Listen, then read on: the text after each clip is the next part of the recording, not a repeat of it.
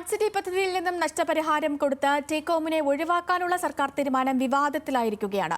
കരാർ പാലിക്കാത്ത കമ്പനിക്ക് ഖജനാവിൽ നിന്നും പണം കൊടുക്കുന്നത് അഴിമതിയാണെന്നാണ് രമേശ് ചെന്നിത്തലയുടെ ആരോപണം. വാഗ്ദാന ലംഘനം നടത്തിയ ടേക്കോമിൽ നിന്ന് ഇങ്ങോട്ടാണ് പണം വാങ്ങേണ്ടത് എന്ന് പ്രതിപക്ഷ നേതാവ് വി.ഡി. സതീശനും പറഞ്ഞു. ഇഷ്ടക്കാർക്ക് ഭൂമി മറിച്ചു നൽകാനാണ് സർക്കാരിന്റെ പദ്ധതിയെന്നും വി.ഡി. സതീശൻ ആരോപിച്ചു.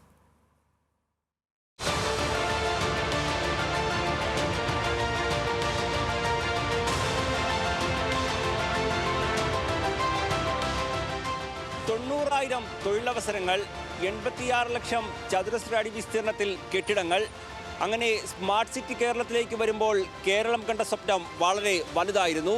പക്ഷേ പിന്നീട് എല്ലാം തകിടം മറിഞ്ഞു. കേരളത്തിന്റെ IT വികസനത്തിൽ നിർണായക വഴിത്തിരിവാകുമെന്ന് പ്രതീക്ഷിച്ച പദ്ധതിയായിരുന്നു തിരുവനന്തപുരത്തെ IT പാർക്കായ സ്മാർട്ട് സിറ്റി പദ്ധതി. ലോകമെങ്ങും നിന്നുള്ള IT കമ്പനികൾ തിരുവനന്തപുരത്തേക്കെത്തും. 90,000 പുതിയ തൊഴിലവസരങ്ങൾ എന്നെല്ലാമായിരുന്നു സ്വപ്നങ്ങൾ. ഏറെ വിവാദങ്ങൾക്കൊടുവിൽ ദുബായ് ടീകോം ഇൻവെസ്റ്റ്മെന്റ്സുമായുള്ള കേരള സർക്കാരിന്റെ സംയുക്ത നിക്ഷേപക സംരംഭമായി 2011 സ്മാർട്ട് സിറ്റി യാഥാർത്ഥ്യമായി. പക്ഷേ 2 പതിറ്റാണ്ടിന് ശേഷവും ലക്ഷ്യങ്ങളുടെ വിദൂര പരിധികളിൽ പോലും എത്താൻ പദ്ധതിക്കായില്ല. പദ്ധതിയിൽ നിന്നും ടീകോമിനെ നഷ്ടപരിഹാരം കൊടുത്ത് ഒഴിവാക്കാനുള്ള സർക്കാർ തീരുമാനമാണ് ഇപ്പോൾ വീണ്ടും വിവാദത്തിന് തിരികൊളുത്തുന്നത്.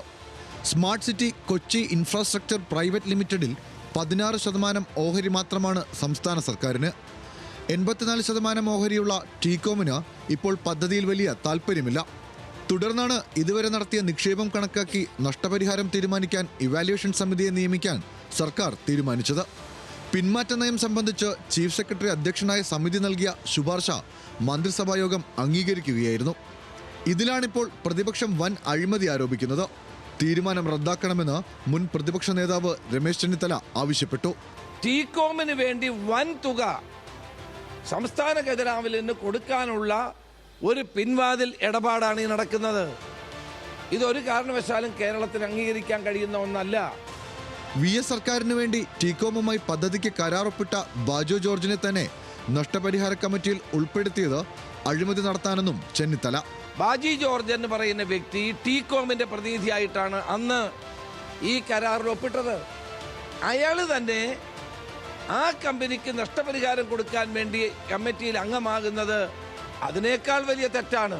ഭൂമി സർക്കാരിന്റെ ഇഷ്ടക്കാർക്ക് മറിച്ചു നൽകാനുള്ള നീക്കമാണിതെന്നും വാഗ്ദാന ലംഘനം നടത്തിയ ടീകോമിൽ നിന്ന് ഇങ്ങോട്ട് പണം ഈടാക്കുകയാണ് വേണ്ടതെന്നും പ്രതിപക്ഷ നേതാവ് വി.ഡി. സതീശൻ. കേരളത്തിൽ 90,000 പേർക്ക് ജോലി ലഭിക്കും എന്ന് ഉറപ്പുണ്ടായിരുന്ന ഒരു സംരംഭമാണ് അട്ടിമറിക്കപ്പെട്ടിരിക്കുന്നത്. അപ്പൊ ടീകോമിന് നഷ്ടപരിഹാരം കൊടുക്കും എന്ന് പറഞ്ഞാൽ അതിന്റെ അർത്ഥം സർക്കാരിന്റെ ഭാഗത്ത് നിന്ന് വീഴ്ചയുണ്ടായിരുന്നില്ല. സ്മാർട്ട് സിറ്റി സ്മാർട്ടായല്ല ഈ സർക്കാർ കൈകാര്യം ചെയ്തത്.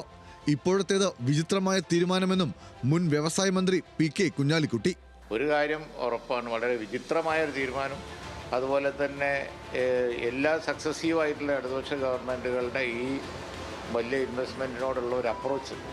എന്നാൽ ടീകോമുമായുള്ള കരാർ റദ്ദാക്കുന്ന തീരുമാനം നേരത്തെ തന്നെ ഉണ്ടാകണമായിരുന്നുവെന്ന അഭിപ്രായമാണ് സ്മാർട്ട് സിറ്റിയിലെ സംരംഭകർക്ക് പൊതുവെയുള്ളത്. ഭൂമിയുടെ അപര്യാപ്തത കാരണം ടെക്നോ പാർക്ക് നവീകരണമടക്കം മെല്ലെ പോകുകയാണ്. ടെക്നോ പാർക്കിന്റെ നവീകരണത്തിനടക്കം തിരിച്ചുപിടിക്കുന്ന ഭൂമി ഉപയോഗപ്പെടുത്തണമെന്നും സംരംഭകർ ആവശ്യപ്പെടുന്നു. ഈ ലാൻഡിന് ഇൻഫോ പാർക്കിനെ ഏൽപ്പിക്കുകയാണെങ്കിൽ they can actually do wonders. കാരണം വെറും ഒരു ബിൽഡിങ്ങുകൾ IT ബിൽഡിങ്ങുകളുടെ സൗകര്യങ്ങൾ മാത്രമല്ല, ഇവിടെ ഒരു IT എക്കോ സിസ്റ്റം പ്രോപ്പറായിട്ട് അവർക്ക് ഒരു ഹോളിസ്റ്റിക് എക്കോ സിസ്റ്റം അവർക്ക് ബിൽഡ് ചെയ്യാൻ പറ്റും. വർഷങ്ങൾക്ക് ശേഷം സ്മാർട്ട് സിറ്റി വീണ്ടും വിവാദ കേന്ദ്രമാകുമ്പോൾ സർക്കാരിന്റെ വിശദീകരണം എന്താണെന്ന് അറിയേണ്ടതുണ്ട്.